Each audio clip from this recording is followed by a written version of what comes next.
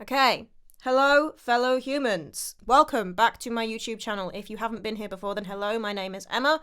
It's nice to meet you. I am a singer, songwriter, musician-y type, and this is where the music happens. Today's video is another single related video. It's a video for How to Be Happy. We are doing the demos versus final version video today. If you've been watching my content for a little bit, you'll know that when I put out a release, I do these demos versus final version videos to go through like what has been there from the very beginning, what my initial ideas were for the song, how things changed throughout the studio process, and also just because it's interesting to talk about some of the things that have gone on in the production. You know, some of you follow me because you enjoy the specific music content and not just the music that I put out, but the actual musical related content that I put out.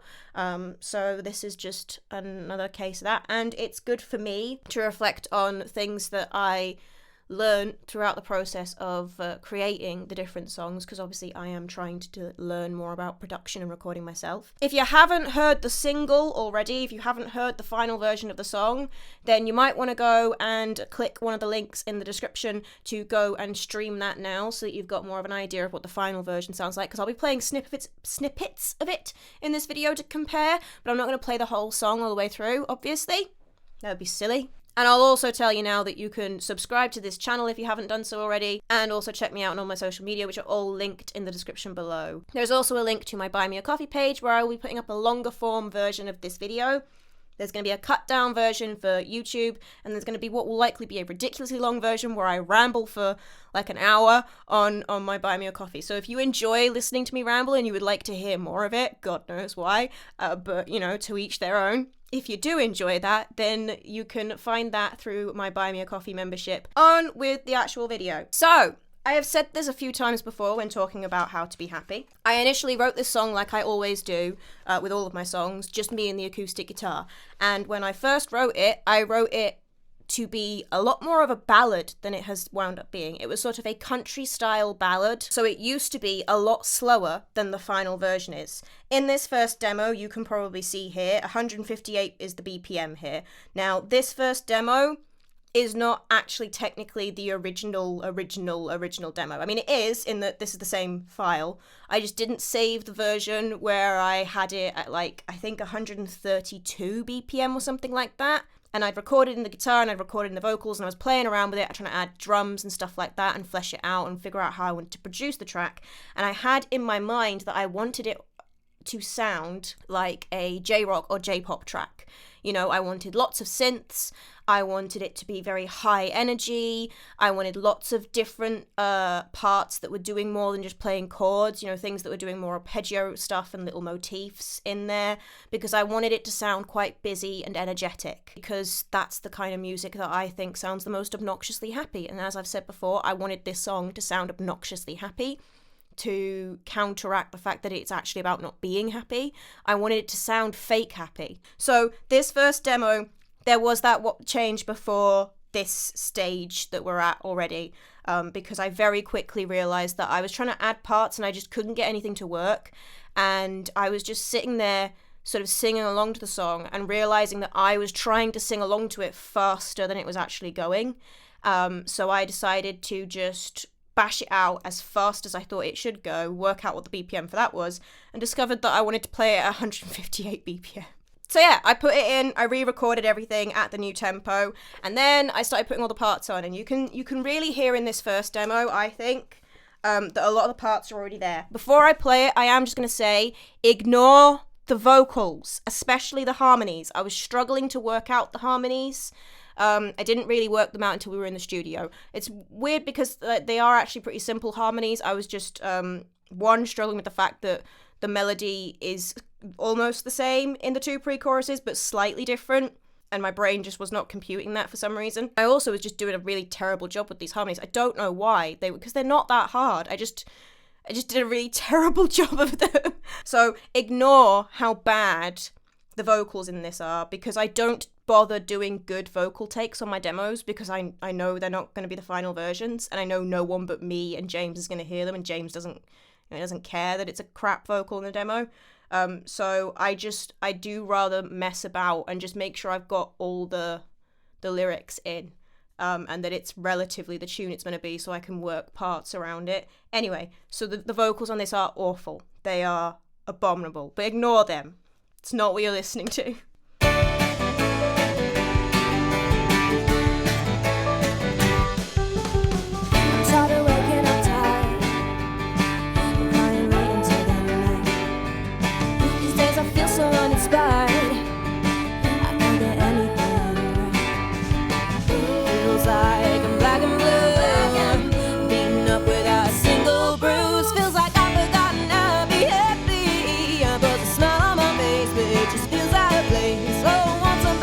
I'm gonna skip over the really bad bit, in fact, actually. I'm gonna take you to close to the end. Flowing, sinking, falling, all the feelings, they just start to feel the same feeling different in there. Sad, angry, happy, scared, they just fade into now.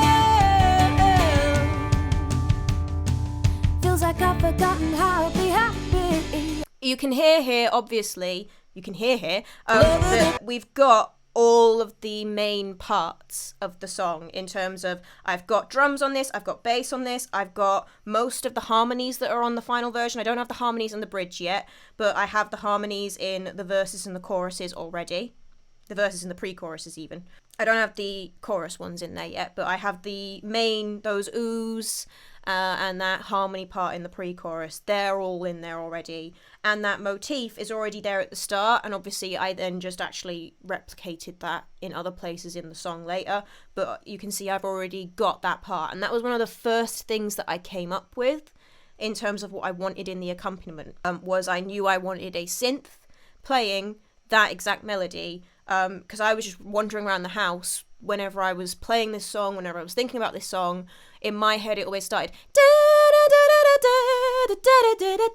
so in order to make it, I've actually got some little videos of me doing this that I took on my phone that I'll show you here, but in order to make this, I literally just sat down one day to start working on the song with my setup done, back when I was in the smaller room as well, with all my setup up, and I sang it into the mic. I sang that melody into the mic, as you can't see it here now, but you'll see it in the video. I recorded it as an audio track that I then put through the flex pitch, the flex pitch software. I'll show you it here. So obviously you've got the flex stuff here. You can turn on flex on a track, and then you can put on flex pitch. And when you put on flex pitch, we'll just switch that off in a sec because we don't really need it. But when you put on flex pitch, it basically creates MIDI data from the audio file because it's working out what notes you are singing, and it lists those notes as MIDI data. So you can export the MIDI data from FlexPitch to create a MIDI track, and that's what I did. And then you usually just need to clean up that MIDI track a little, like you might need to delete some little accidental notes that aren't actually proper notes, they're just a breath that FlexPitch has decided was a note. Because it was just the right pitch for it to go, oh, yep, that's a C there. And you might have to change the velocity quite often. You might have to change the length of certain notes a little bit. You clean it up a little bit, but you get that MIDI data the same way that you would if you just played it in, basically. It just streamlines the process, doesn't it? You gotta like stuff that streamlines the process. Anyway, so that was how I did this, and that's actually how I've done a lot of the MIDI parts on a lot of the album, is I've done a lot of them like that. And then obviously the other parts we've got on here, but we've got drums, and I literally just used the Logic drummer for this, and I went with Punk Rock Max. Max is my drummer here. You can hear that the drums are relatively similar to the drums that are on the final track. You know, they're similar in vibe, and the drums that I've got here are not very well arranged. You know, you've got some sort of parts where it's sitting pretty well, and then you've got other parts where it's like, well, the drums really should have stopped playing there, but I couldn't be bothered cutting it up and making them stop. I didn't need to, because the point of putting these drums on here was just to then be able to give James here's the vibe, here, I've programmed it so that in this bit we've got, you know, something that's very cymbal heavy. In the bridge bit, I specifically chose to put toms on, so obviously in the bridge bit I want more toms, you know, and that's what we've got in the final version. And then the other thing we have is the bass, and the bass is a bit more interesting.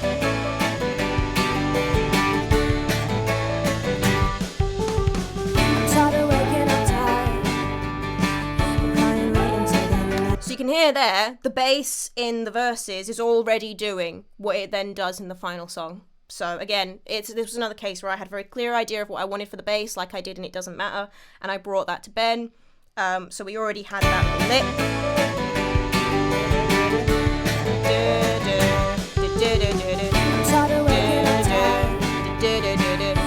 That was already in there. The main tweak in the final version, when I play that at the end to compare, we'll talk about it a bit more. But the main tweak is that funky, he goes up at the end in the final, in that quiet chorus before the final chorus. He goes up like an octave, I think, and plays some cool bass stuff. Anyway, the other thing that is already on this first demo, obviously, like I said, is those ooh-woos. Ooh-woah-oh, ooh-woah-oh. And obviously the harmony part in the pre-chorus, the ooh, black and blue, they're already on there. The ooh-ohs, they were from day one of creating this. Even before I'd sped it up, I knew that we're going to be ooh-woah-oh. Because, you know, if you're writing a song that sounds really happy, but is actually very sad, what do you need? You need some ooh-ohs, ooh-oh. Seriously, I don't think there is a sound out there in the world that sounds more fake happy than ooh-oh. It sounds like you're putting on a show of being happy, doesn't it? So yeah, they're in there already, and I just replicate them in the studio. Okay, so on to demo number 2. The main things that you might notice in demo number 2 here are that we have a harmony part in the bridge now, that we've deleted a bunch of tracks because they've been simplified down into the studio track. Let's give it a listen. Helps if it goes from the start, doesn't it?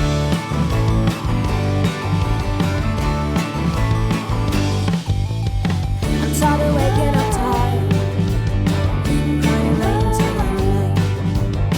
These days I feel so uninspired, I can't get anything. Feels like I'm flowing, sinking, falling. All the feelings, they just start to feel the same feeling, different name. Sad, angry, happy, scared, they just fade into none.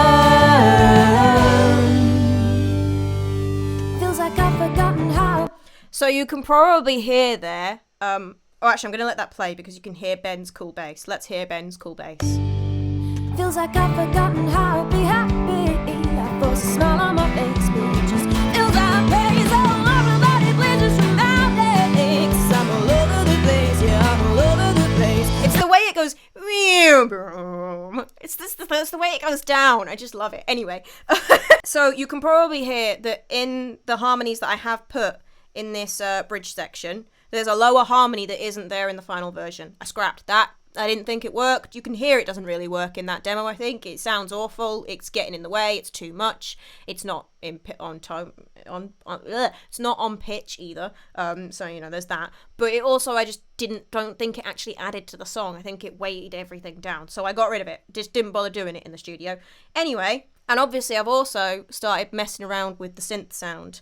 It's a very different synth sound to what we had on the first demo. It took me a while to pick the right synth for this. I went through a variety. I did not land on this one, obviously, you can hear that. You'll actually hear what I believe is the final synth sound in this next demo, because I think I did then figure out which synth to use, and we did just go with that. I exported the audio track for it, I think, is what I usually do when I find a MIDI sound that I like on Logic. Here we go. Yeah, that is, you can hear it. That's the sound, plus the guitar, which I think is on...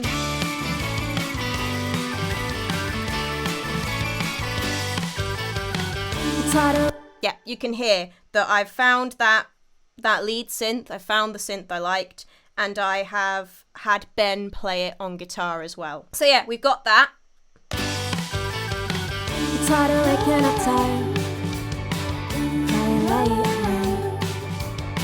These days I feel so uninspired. I can't get anything right. So other than just finishing off that lead and getting the right lead sound, I've also put in, the first thing I put in was this Twinkle synth, which is just a pad synth that plays all through the song. I just wanted a pad with a nice, I'll just go solo it so you can hear what it sounds like. It actually sounds kind of sinister when you solo it, doesn't it?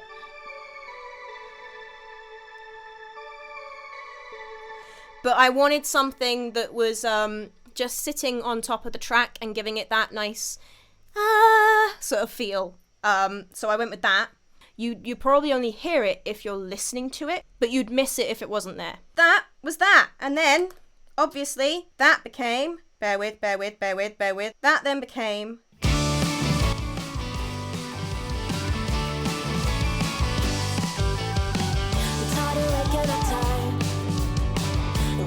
with the good vocals. Those backing vocals in the chorus, the "I would be happy," they were an invention in the studio. I came up with them in the studio as, I want something in this chorus, I'm just going to play around, and we came up with that. But yeah, that is the final vote. Obviously, you can go away and listen to the full song properly by streaming it, following the links in the description below. But yeah, that is how that song was created from start to finish. From acoustic ballady sounding country song to the full-on pop, synth, rock, that it turned into. That's how I'm going to describe that song from now on. It's a pop, synth, rock, But yeah, obviously How to Be Happy didn't actually have that many demos in comparison to some of the other songs of the album. A lot of them have had way more demos. It was just a question of really figuring out those MIDI parts, and that was a lot easier to do once we laid down more stuff in the studio, and, you know, I had good sounding guitar and some nice beefy electric guitar on it, and the bass was down, and we had good drums. Once I had all that stuff sorted, then I could really just focus on adding the little bits of tinkly things I wanted in the background. I hope that you like how the song turned out, and I hope that you enjoyed watching this video. Like I said, there is a longer version of this on my Buy Me a Coffee for my Buy Me a Coffee members. If you would like to join my membership and get access to that exclusive content, then it is linked in the description below. And like I said at the start of this video, please do hit that subscribe button if you like my content here and you want to see when more of this musical style stuff comes out. I will hopefully be doing something not just single related at some point in the not too distant future. I need to take a bit of a break from just doing single related stuff, I think, and do just a random video. But if you would like to see the various musical pursuits on here, then hit that subscribe button to see the next video when it comes out. And if you'd like to keep up with what I'm doing when I'm not posting on here, then all of my socials are linked in the description, as I said before. Okay, that is everything. I will see you guys next week with another video, or I might see you in the chat of my live stream on Tuesday, whichever you fancy. But in the meantime, I shall simply say toodles, guys. Bye!